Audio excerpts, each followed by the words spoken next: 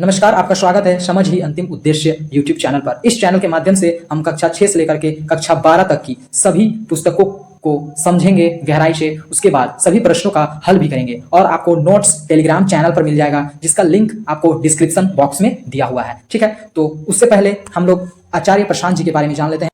आचार्य प्रशांत जी दुनिया के सबसे ज्यादा फॉलो किए जाने वाले स्पिरिचुअल लीडर हैं। वे IAS, IIT, IIM, गेट जैसे टॉप एग्जाम क्लियर कर चुके हैं। इनके द्वारा करोड़ों विद्यार्थियों का जीवन बदल रहा है। उन्हें अवार्ड भी मिल चुका है एनवायरमेंट को सुरक्षा रखने के लिए। मैं एक वीडियो आपको रिकमेंड करना चाहूंगा, ऑपरेशन 2030। ये वीडियो आप अवश्य देखिएगा यदि आप अपने पृथ्वी से प्यार करते हैं तो। और वे लगभग 160 से अधिक किताबें लिख चुके हैं। अगर विद्यार्थी जीवन की बात करें तो विद्यार्थी जीवन के ऊपर भी एक पुस्तकें उन्होंने लिखी है, आप उन्हें जरूर पढ़िएगा, है ना। स्टूडेंट लाइफ से रिलेटेड लगभग हजारों वीडियोस यूट्यूब पर आपको मिल जाएंगे आचार्य जी की। 22 से अधिक कंट्री के लोग उन्हें फॉलो करते हैं। उनका मुख्य 5 काम है। पहला, जलवायु परिवर्तन के ऊपर बात कर रहे हैं वे। दूसरा, महिला सशक्तिकरण, जो महिलाओं के ऊपर शोषण हो रहा है उसके ऊपर बात कर रहे हैं। तीसरा, युवाओं को सही दिशा में ले जा रहे हैं। चौथा, पशु क्रूरता, बेजुबानों का जान लिया जा रहा है, उस पर काम कर रहे हैं। पांचवा, उच्चतम ग्रंथों को सरल अर्थों में घर घर तक पहुंचा रहे हैं, है ना। आचार्य प्रशांत जी के बारे में जितना भी शब्द बोला जाए कम ही पड़ेगा, क्योंकि वे बहुत महान काम कर रहे हैं। आज के युग के वे भगत सिंह, स्वामी विवेकानंद जैसे महान पुरुषों के समान आते हैं, ठीक ना। आज हम लोग पढ़ेंगे बुढ़ा बैल और सियार की कहानी, है ना। 8 की ये कहानी है, साथ में कक्षा 6 की भाषा मंजरी की पुस्तक की है। ठीक, तो स्टार्ट करने से पहले हम आचार्य प्रशांत जी की कोट्स को देख लेते हैं, है ना। कुछ भी अच्छा तभी होता है जब वो पहले से तय ना हो। कुछ भी अच्छा तब होता है जब वो पहले से तय ना हो, योजित ना हो, योजना बनाया हुआ ना हो, संकलित ना हो, संकल्प लिया हुआ ना हो, ठीक है ना।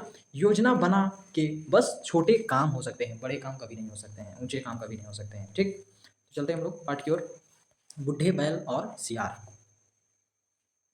एक बैल था। जब वह बूढ़ा हो गया तो उसका मालिक उसे जंगल में छोड़ आया। समझ रहे हैं, ये होता है। बैल है, अगर गाय रहती तो उसे क्या किया जाता, घर में ही बांधा जाता, और क्योंकि वो दूध देती है। जब वो बूढ़ी हो जाती तब उसे जंगल में छोड़ा जाता या कसाई को बेच दिया जाता। इसलिए आचार्य जी कहते हैं कि दूध का रंग लाल है, क्योंकि जो दूध नहीं देता है उसे काटने के लिए बेच दिया जाता है, ठीक ना। समझ रहे ना। तो दूध पी रहे हैं मतलब कई बछड़े के कटने से, कई बुढ़े गायों के कटने के बाद आप दूध पी पा रहे हैं, ठीक ना। आप कहीं भी डायरी में देख पाते होंगे कि बिल्कुल ही बछड़ा नहीं होती है और बुढ़ी गाय कभी नहीं होती है, बाय चांस ही मिलते हैं, ठीक ना। ज़्यादातर क्या होती है, दुधारू गाय ही केवल मिलती है। क्यों? क्योंकि जो बछड़ा होते हैं, जो बुढ़ी गाय होते हैं, उन्हें कसाई को बेच दिया जाता है कटने के लिए, ठीक ना।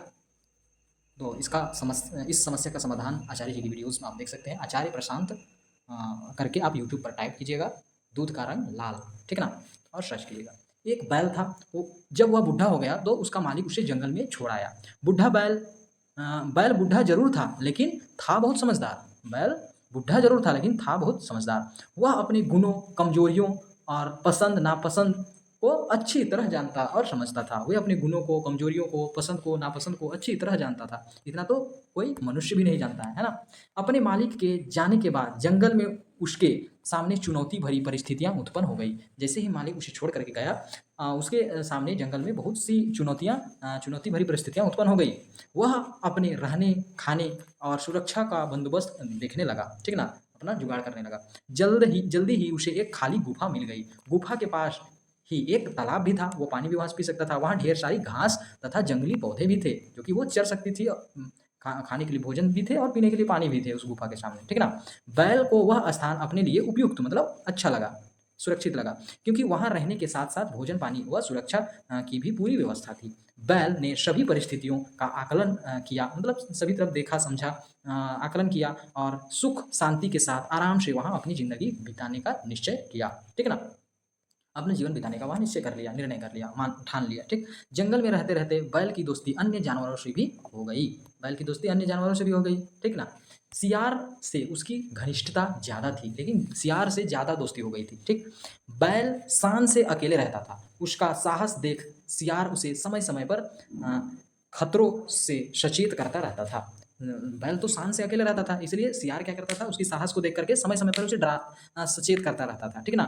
दोनों को एक दूसरे पर भरोसा हो गया था, ठीक।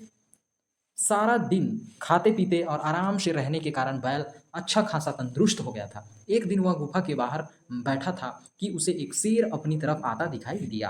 क्या हुआ? आराम से बैठा ही था बाहर कि उसे एक शेर आता दिखाई दिया। बैल घबराया नहीं, लेकिन वो घबराया नहीं। वह शांति और धैर्यपूर्वक बैठा रहा, आराम से बैठा रहा। अपनी ओर आते खतरे को देख वह बचने के उपाय तेज़ी से सोचने लगा। लेकिन भले ही वो शांत से बैठा रहा, लेकिन बचने का उपाय तेज़ी से सोचने लगा, ठीक है ना? जब तक शेर नज़दीक पहुँचता, उसके मन में एक उपाय सूझ गया। जब तक शेर नज़दीक पहुँच ही रहा था कि उसके मन में एक उपाय सूझ गया। क्या उपाय सूझा? जैसे ही शेर उसके नज़दीक आया, वह बिना घबराए आत्मविश्वास के साथ गुफा की ओर मुँह कर ज़ोर से बोला। क्या बोला? अरे भाग्यवन, तैयार रहो, आज हमारे बच्चों के लिए बहुत ही अच्छा भोजन मिला है। ऐसा कह रहे हैं, ठीक है ना? एक शेर इसी तरफ आ रहा है, शोर मत मचाना, चुप रहना, नहीं तो वह भाग जाएगा। समझ रहे हैं कितना शातिर खिलाड़ी है बैल, है ना? जैसे ही वह मेरे पास आएगा, मैं उसे अपने सींगों से मार डालूँगा। बैल की बात सुनकर शेर डर गया और वहाँ से भाग खड़ा हुआ। समझ रहे हैं? सोचिए, तो शेर इससे हमें क्या पता चलता है? यहाँ क्या पता चल रहा है? ये बैल तो ऐसा बोल नहीं सकता है, शेर भी मतलब बैल तो जानवर तो बोल नहीं सकते हैं। इससे हमें यही शिक्षा मिल रही है कि हमें कोई भी परिस्थिति में घबराना नहीं चाहिए, ठीक है ना? शांति रखना चाहिए, धैर्यपूर्वक से अपने कोई भी मान के चलिए कोई प्रॉब्लम हो गया, तो आपको घबराना नहीं है। प्रॉब्लम का सॉल्यूशन को ढूँढना है कि कैसे इसका समाधान किया जाए, ठीक है ना? तो बैल की तरह सोचना है, ठीक? तो इस कहानी से हमें शिक्षा मिल रही है, ये नहीं कि वैसे सोचने नहीं लगना है कि बैल बोल रहा था, ठीक? अब देखिए क्या हुआ कि शेर भाग खड़ा हुआ। शेर ने समझा कि वह उससे भी ज़्यादा खतरनाक जानवर है ना? इस पूरी घटना को शियार दूर से देख रहा था और शियार दूर से सारा चीज़ देख रहा था। शियार को इस बात का अंदाज़ा था कि बैल के बाद उसकी बारी आ सकती है। वो क्या सोच रहा था? बैल को खाएगा शेर, फिर मुझे खाएगा, ठीक है ना? इसलिए शियार ने इस खतरे से निपटने के लिए एक अस्थायी उपाय की योजना बनाई। वो एक अस्थायी योजना बना ली थी। क्या योजना बनाई थी? उसने अपना योजना अनुसार बदहवास भागते शेर को रोककर इस तरह भागने का कारण पूछा, ठीक? और क्या किया? बदहवास भागते हुए शेर का कारण पूछ लिया कि क्यों भाग रहे हो, ठीक ना? शेर ने शियार को आप बीती सुना दी कि क्या-क्या हुआ, वो सुना दिया। सुनकर शियार हँस पड़ा। क्या हुआ? हँस पड़ा। शेर ने अचरज से पूछा, क्या बात है? हँस क्यों रहे हो ऐसा? महाराज आपकी मूर्खता पर हँस रहा हूँ। कौन बोला? शियार ने बोला, ठीक? क्या मतलब? शेर घुर्राया। क्या मतलब? करके शेर घुर्राया, ठीक ना? महाराज जिससे आप डर रहे हैं, वह कोई खतरनाक जानवर नहीं है, बल्कि एक बैल है, आपका शिकार है। ऐसा कह रहा है कौन? शियार। आप चलिए मेरे साथ, मैं बताता हूँ वह कौन है। शियार ने कहा। किंतु शेर के दिल में तो डर बैठा था।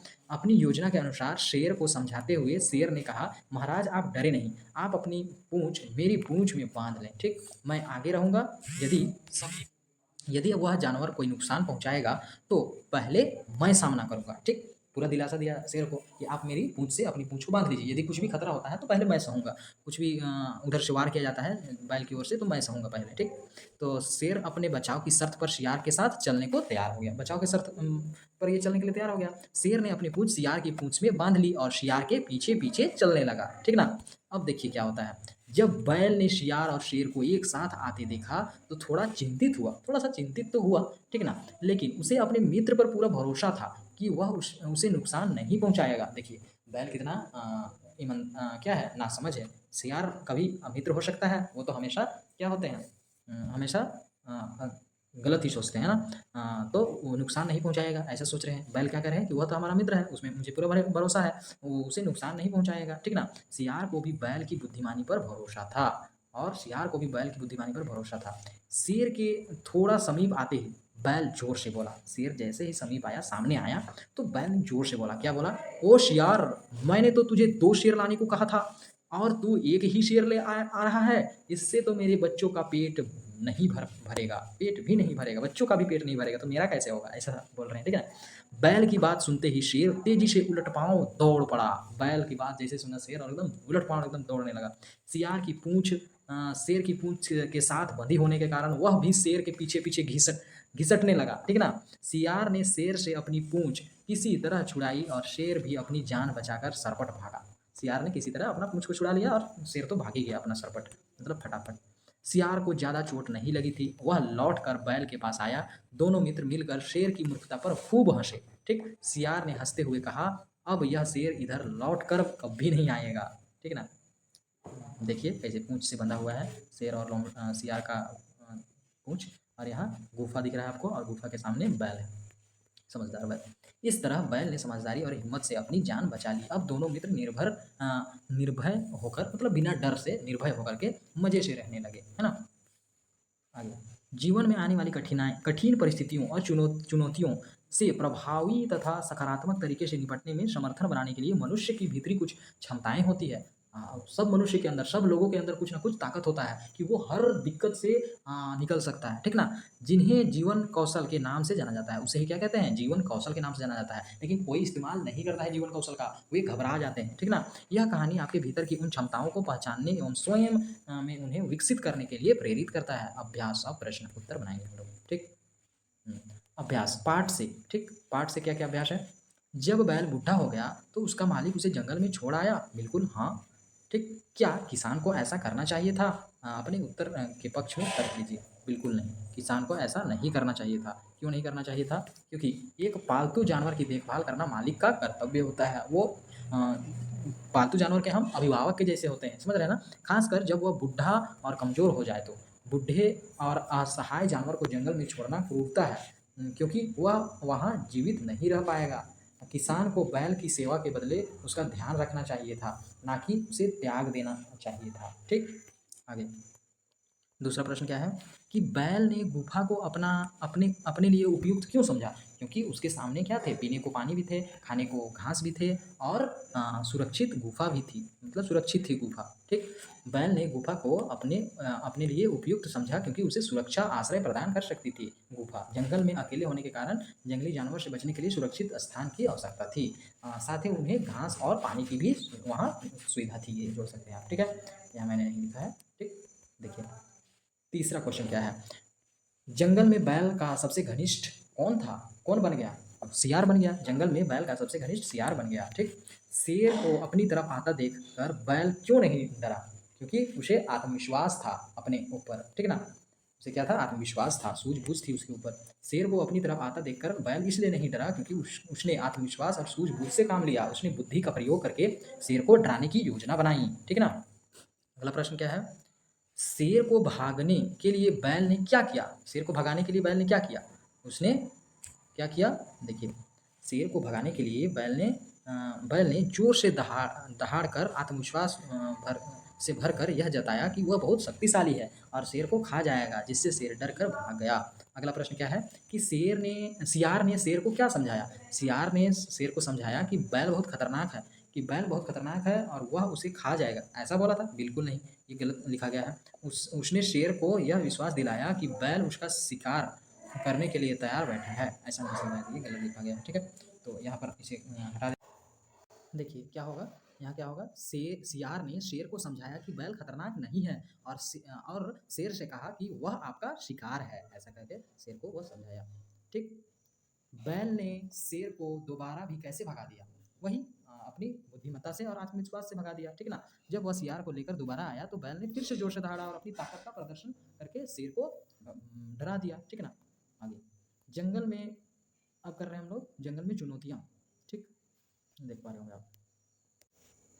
अब करते हैं पाठ से आगे वाला प्रश्न। जंगल में चुनौती भरी परिस्थितियाँ, आपके समक्ष चुनौती भरी परिस्थितियाँ तब उत्पन्न होती है जब आपको किसी देखिए क्वेश्चन क्या है, पहले क्वेश्चन को देख लेते हैं क्या है कि देखिए जंगल में बैल के सामने चुनौती भरी परिस्थितियाँ उत्पन्न हो गई। वह रहने, खाने और सुरक्षा का बंदोबस्त मतलब इंतजाम कर देखने लगा। आपके समक्ष चुनौती भरी परिस्थितियाँ कब उत्पन्न हो जाती है तथा उन परिस्थितियों का सामना आप कैसे करते हैं? ऐसा कहा गया है। तो ये आप अपने अनुसार लिखिएगा, ठीक ना? लेकिन यहाँ लिखा गया है उसे मैं बता दे रहा हूँ आपको। आपके समक्ष चुनौती भरी परिस्थितियाँ जब उत्पन्न होती है तो जब आपको किसी अप्रत्याशित समस्या का सामना करना पड़ता है, ठीक? जैसे कि पढ़ाई में कठिनाई, किसी रिश्ते में मनमुटाव या किसी नई जगह पर खुद को समायोजित करना। इन परिस्थितियों का सामना आप निम्न तरीकों से कर सकते हैं, जैसे कि समस्या को समझना है, पहले समस्या को समझना है, जैसे कि बैल ने क्या किया? समस्या को समझा, समाधान फिर खोजा बैल ने, घबराया नहीं, समाधान खोजा, आत्मविश्वास बनाए रखना है, ये नहीं कि घबरा के भाग जाना है, मदद लेना और मदद भी लेना है यदि हो सके तो, लेकिन बैल ने किसी का मदद नहीं लिया, ठीक है? आगे अगला क्वेश्चन क्या है? जब शेर जब शेर बैल के नज़दीक आया तब वह बिना घबराए आत्मविश्वास के साथ जोर से बोलकर उसे भागने पर मजबूर कर दिया। आप आत्मविश्वास के साथ अपनी बात रखने के लिए लोगों के बारे में पता कर लिखिए। आप आत्मविश्वास के साथ अपनी बात रखने वाले लोगों के बारे में पता करके लिखिए, ठीक? वही कौन-कौन से लोग हैं जो कि आप अपनी बातों को आत्मविश्वास के साथ रख पाते हैं, उनकी पता लगा करके लिखिए, ऐसा कहा जा रहा है, ठीक? आत्मविश्वास के साथ अपनी बात रखने वाले लोग, आत्मविश्वास के साथ अपनी बात रखने वाले लोग के बारे में क्या है कि ऐसे लोग अपनी राय स्पष्ट रूप से व्यक्त करते हैं। वे अपने विचारों पर दृढ़ रहते हैं। ये नहीं कि बोले कुछ, किए कुछ और, लेकिन दूसरों की बात भी सुनते हैं। वे किसी भी स्थिति में घबराते नहीं हैं और शांत रहकर अपनी बात रखते हैं। ऐसे लोग अक्सर नेतृत्व के गुणों मतलब लीडर बन सकते हैं, गुणों से भरपूर होते हैं और दूसरों के को प्रेरित करते हैं। ठीक है? क्लियर है? अगला प्रश्न क्या है? तीसरा नंबर, बैल और सियार मित्र थे, दोनों को एक दूसरे पर भरोसा था। आप अपने क्या लिखा हुआ है देखिए, आप अपने सबसे भरोसेमंद मित्र के बारे में लिखिए। ठीक है ना? आप अपने सबसे भरोसेमंद मित्र के बारे में लिखिए। तो आप जान ही रहे हैं कि सबसे भरोसेमंद मित्र, बैल और सियार की तरह सबसे भरोसेमंद मित्र का नाम लिखिएगा। ठीक है ना? भरोसा क्या होता है? मैं उस पर आँख बंद करके भरोसा कर सकता हूँ, क्योंकि वह हमेशा मेरे साथ खड़ा रहता है। कभी-कभी मेरा साथ नहीं छोड़ता है, कभी भी मेरा साथ नहीं छोड़ता है। ऐसे मित्रों का नाम लिखना है। समर्थन, वे हमारे अच्छे और बुरे दोनों समय में मेरा समर्थन करता है। ठीक? और मुझे सही सलाह देता है, खुशी और दुःख के साथ। वह हम अपनी खुशियों और दुःख एक-दूसरे के साथ साझा करते हैं। ठीक? और मैं जानता हूँ कि वह हमेशा मेरे लिए मौजूद रहेगा। ठीक? आगे क्या प्रश्न है देखिए। अनुमान एवं कल्पना, अनुमान एवं कल्पना से प्रश्न है। 3 प्रश्न है। क्या है पहला? बैल ने समझदारी से शेर का सामना किया। यदि बैल शेर को देखकर डर जाता तो क्या होता? तो शेर शायद उसे खा जाता, है ना? देखिए क्या होता है। यदि बैल शेर को डर जाता तो शेर उस पर हमला कर देता और शायद उसे मार डालता या घायल कर देता। ठीक? अगला अगला प्रश्न क्या है? जब बैल बूढ़ा हो गया तो उसे मालिक ने उसे जंगल में छोड़ दिया, जो उचित नहीं था। आपके विचार से वृद्ध पशुओं की देखभाल की क्या व्यवस्था की जा सकती है? वृद्ध बिल्कुल व्यवस्था क्या की जाएगी? जो जवान समय जिसने काम लिया है उन पशुओं का, उसे ही देखभाल करना चाहिए। दूसरे क्यों ज़िम्मा लेंगे, है ना? या तो आप ज़्यादा पैदा ही मत करो पशु, है ना? आजकल जान ही रहे हैं कि आर्टिफ़िशियल इंसेमिनेशन हो रहा है, ज़बरदस्ती दूध के लिए बछड़ा पैदा किया जाता है, ज़बरदस्ती, है ना? अलग-अलग तरह के दवा-ववा खिला करके, तो ये गलत किया जा रहा है। तो दूसरा तो कोई व्यवस्था नहीं लेगी, और व्यवस्था तो जान ही रहे हैं कितने भ्रष्ट हैं। आप किसी को अगर सौंप भी दीजिएगा पालने के लिए, तो आप बहुत से अक्सर गौशाला सब में सुनते होंगे कि वे खुद ही कसाई को बेच देते हैं, है ना? तो समझ रहे हैं ना? और वहाँ भी क्रूरता होता है, एक ही जगह बिल्कुल गंदे में रखा जाता है, उतना देखभाल नहीं किया जाता है, ठीक ना? अब अगर शेर की जगह आप होते तो क्या करते? शेर की जगह आप होते तो क्या करते? आप होते शेर की जगह तो क्या करते? वो आप लिखिएगा, ठीक ना? यदि शेर की जगह होता तो बैल को अकेला छोड़ देता और उसे नुकसान नहीं पहुँचाता, क्योंकि वह अपनी रक्षा कर रहा था और समझदारी दिखा रहा था, ठीक ना?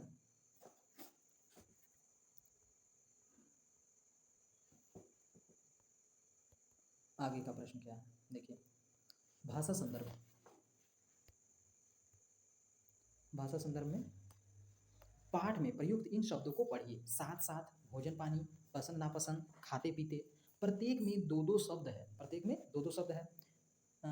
जो योजक चिन्ह है, जो कि योजक चिन्ह है, ये जो बीच में है इसको क्या कहते हैं? योजक चिन्ह कहते हैं, जो योजक चिन्ह से जुड़े हैं। ऐसे शब्दों को युग्म शब्द कहा जाता है। ऐसे शब्दों को क्या कहा जाता है? युग्म मतलब जोड़ा शब्द, ठीक है? युग्म मतलब जोड़ा होता है, तो ऐसे शब्दों को क्या कहा जाता है? युग्म शब्द कहा जाता है, जोड़ा वाला शब्द। ये 5 प्रकार के बनाए जाते हैं, ये 5 प्रकार के बनाए जाते हैं। देखिए, अ, पुनरुक्ति द्वारा, कभी-कभी, साथ-साथ, ये 5 प्रकार से बनाए जाते हैं। पुनरुक्ति द्वारा, जैसे कि कभी-कभी, साथ-साथ। विलोम शब्द द्वारा, छोटा-बड़ा, दिन-रात, ठीक ना? आगे समानार्थक शब्दों द्वारा, जैसे कि समानार्थक, एक जैसे शब्दों के द्वारा। जीव-जंतु, बाल-बच्चे। 2 से 1 2 2 में से 1 निरर्थक शब्द का प्रयोग कर। 2 में से 1 निरर्थक, मार-धाड़, धाड़ निरर्थक है, मतलब जिसका कोई अर्थ नहीं है, ठीक ना? उल्टा का तो अर्थ है, लेकिन पुल्टा का कोई अर्थ नहीं है, उल्टा-पल्टा। अब दूसरा, 2 निरर्थक शब्दों द्वारा, जैसे कि 2 निरर्थक शब्द, मतलब जिसका कोई अर्थ नहीं रहेगा। अंट-संट, उसका कोई ऊबड़-खाबड़, कुछ अर्थ नहीं निकल रहा है, वैसे शब्दों के सामने भी क्या लगा रहता है? उसके बीच में भी ये चिन्ह लगा रहता है, योजक चिन्ह, ठीक ना? क्लियर है? इसे हम लोग युग्म शब्द कहते हैं। 5 तरह से बनता है, समझ गए युग्म शब्द क्या होता है? पाठ में आए निम्नलिखित प्रकार के शब्द युग्मों की सूची बनाइए। पाठ में क्या-क्या आए हुए हैं, उसे सूची बनाना है आपको। क्या-क्या आए हैं? आप समझ सकते हैं, आया है यहाँ पर पसंद-नापसंद, भोजन-पानी भी आया है, ठीक ना? ठीक? आगे, एक ही शब्द की आवृत्ति वाले युग्म, एक ही शब्द की आवृत्ति वाले युग्म क्या है? देखिए, साथ-साथ, ठीक है? साथ-साथ एक ही तरह के हैं। और परस्पर विपरीत अर्थ वाले युग्म कौन है? पसंद नापसंद। ठीक, विपरीत अर्थ वाले यहाँ पूछे गए थे, ठीक ना। यहाँ क्या पूछा गया था? विपरीत अर्थ वाले युग्म कौन है? पसंद नापसंद। पसंद उसका उल्टा क्या? विपरीत। नापसंद एक ही जैसा, तो साथ साथ, ठीक ना। अगला, कुछ करने के लिए पंचतंत्र या हितोपदेश की कहानियाँ पढ़िए और आपको जो कहानी सबसे अच्छी लगी वो उसे कक्षा में सुनाइए। ये आपको करना है खुद से, ठीक। आपको नोट मिल जाएगा, है ना। आप टेलीग्राम चैनल पर आपको सारा नोट्स अवेलेबल हो जाएगा। डिस्क्रिप्शन बॉक्स में आपको टेलीग्राम चैनल का लिंक दिया होगा। यदि आपको इस वीडियो से हेल्प हुआ है तो मैं आप लोगों को एक काम दे रहा हूँ, उस काम को आप अवश्य ही पूरा कीजिएगा। आप देख पा रहे होंगे कि आपको वीडियो के नीचे मोर करके लिखा हुआ दिख रहा होगा, मोर करके, उस मोर पर आप क्लिक कीजिएगा, आपको डिस्क्रिप्शन पेज खुल जाएगा, ठीक है। डिस्क्रिप्शन पेज में फिर से आपको मोर लिखा हुआ दिखेगा, मोर पर फिर से आप क्लिक कीजिएगा, ठीक ना। तो आपका डिस्क्रिप्शन ओपन हो जाएगा। आप नीचे की ओर स्क्रॉल करते हैं, आप देख पा रहे हैं कि क्लाइमेट चेंज बाय आचार्य प्रशांत जी, इस वीडियोज़ को अवश्य ही आप देखिएगा। क्लाइमेट चेंज के ऊपर आचार्य जी की वीडियो है। ये आज का सबसे बड़ा मुद्दा निकल चुका है। यदि आप अपने घर वालों से प्यार करते हैं, यदि आप अपने गांव वालों से प्यार करते हैं, यदि आप अपने शहर से, अपने राज्य से, अपने देश से प्रेम करते हैं, अपने विश्व से, अपनी पृथ्वी से यदि आप प्रेम करते हैं, तो ये वीडियो को आप अवश्य ही शेयर कीजिएगा। आचार्य जी की जो वीडियो है क्लाइमेट चेंज का समाधान, ये वीडियो को आप देखिए, समझिए, ज़्यादा से ज़्यादा लोगों तक शेयर कीजिए। क्योंकि अगर आप अपने देश के लिए कुछ काम करना चाहते हैं, कुछ अपना स्वधर्म निभाना चाहते हैं, तो ये वीडियो को ज़्यादा से ज़्यादा लोगों तक शेयर कीजिए। क्योंकि सबसे बड़ा मुद्दा बन चुका है अभी क्लाइमेट चेंज। क्योंकि 365 में से ऐसा कोई भी दिन नहीं है जिस दिन हमारा क्लाइमेट ठीक है ना। और सबसे बड़ा नुकसान जानवरों को हो रहा है और गरीब तबके के लोगों को हो रहा है, ठीक है। जो कि इसके लिए वे जिम्मेवार भी नहीं है। जिम्मेवार तो वो अमीर लोग हैं जो ज़्यादा से ज़्यादा कार्बन फुटप्रिंट छोड़ रहे हैं और पृथ्वी को नुकसान पहुंचा रहे हैं, ठीक है।